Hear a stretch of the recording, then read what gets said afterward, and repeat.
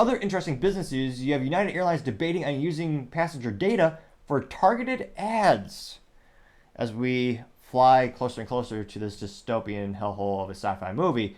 Well, pun moderately intended, flying with, article being about planes.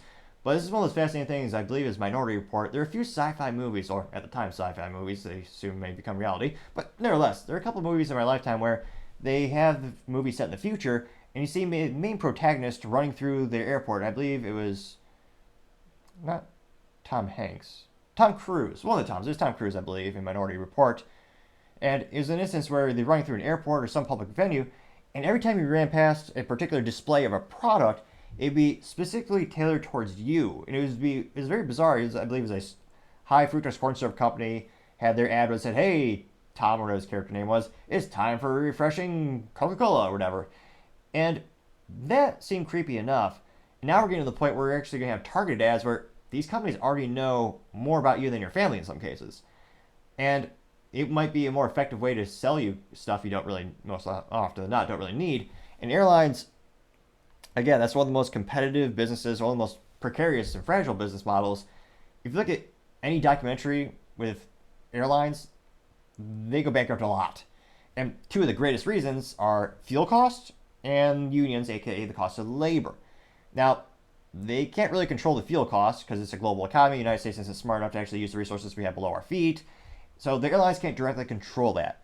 And with the labor, they're not prudent enough to actually just hire, well, some people pejoratively call them scabs. I call them band-aids or non-unionized workers. So they're choosing to accept that relationship that's increasing the cost exponentially. So airlines are always trying to think, how can we make a profit? How could we actually offset all these big risks? And one of the most brilliant ideas, although it's perverse in terms of I don't agree with it as a consumer, is baggage fees. Now, at the time, it was a few years back, no one did this. No airline did it. They never even dream about it because they thought the customer backlash would be so fierce. And at the time, I forget if it was Spirit Airlines or American, there was a particular airline that said, we're going to be the first. So they initiated baggage fees.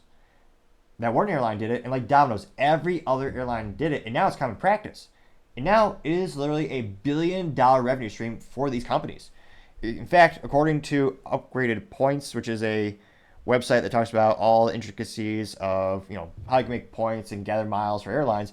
Now, they noted that, again, this article is to July 2023, they know that baggage fees continue to grow as a revenue source for U.S. airlines, which collected more than 5.1 billion charges over the past year.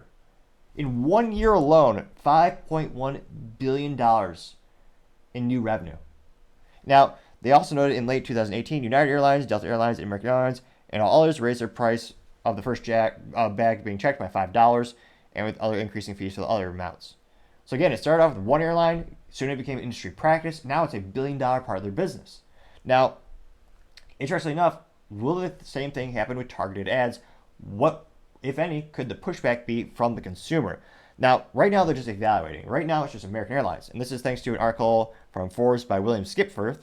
And they noted that United Airlines may place ads in the in-flight entertainment systems where passengers watch movies, television, and other programming, as well as its app where passengers book flights and check in. This is according to a couple sources that told the journalist.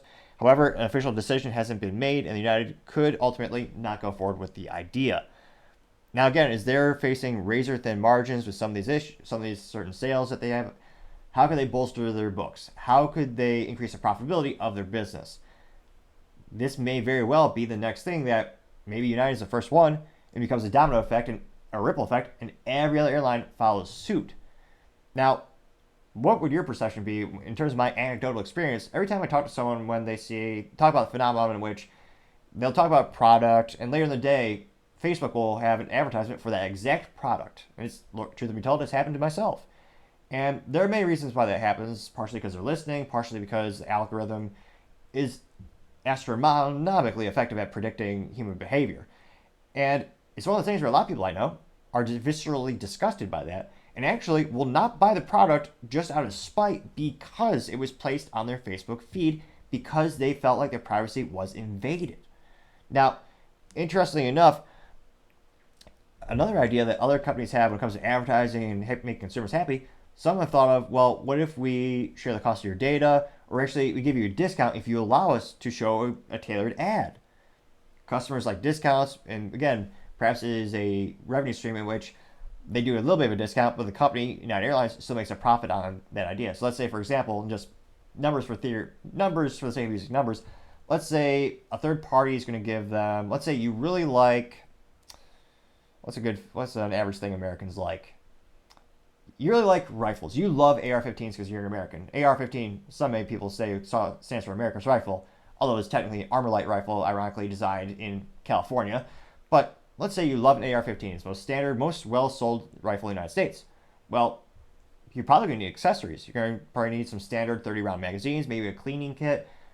So let's say you're on this flight, and let's say Magpul, one of the most successful polymer AR-15 firearm accessory manufacturers on the planet, let's say they want to put an advertisement in front of your face. And they have an advertisement for their new PMag, which is their line of AR-15 and, well, actually multiple magazines. Now, in that case, what if Magpul says, hey, United Airlines, we'll pay you $10 to show this advertisement to Topping. And United Airlines goes, okay. So United Airlines comes to me and said, hey, Topping, for $5 off your ticket, will you allow us to show this tailored ad? And maybe I like that. Maybe I say yes. In which case, it helps me as a consumer because my ticket price goes down by $5. And for United Airlines, they get an additional increase in $5. And again, you can play around with the numbers to make it even more financially beneficial for the manufacturer, or in this case, the airline or the consumer. You can move the numbers around, but conceptually, I think that might be a good maybe third option for these companies where a lot of consumers are getting protective about their data. They really want to make sure they're only allowing certain advertisements and certain things to be shown in front of them. And this might be a good way to capture a greater part of the market as opposed to people who just opt out or refuse or even, again, maybe switch airlines because of this policy if they were to roll it out. Now, let me know in the comments, is this something where you think you would accept it if you're a prospective someone who's going to go on the airline? Is that something you would like or kind of viscerally just dislike and even make you choose someone else as an airline carrier? I'd be fascinated to hear what you have to say. Thank you everyone again for taking the time to tune in today, trying to get to 4,000 subscribers by the end of November. So if you click that button, I greatly appreciate it.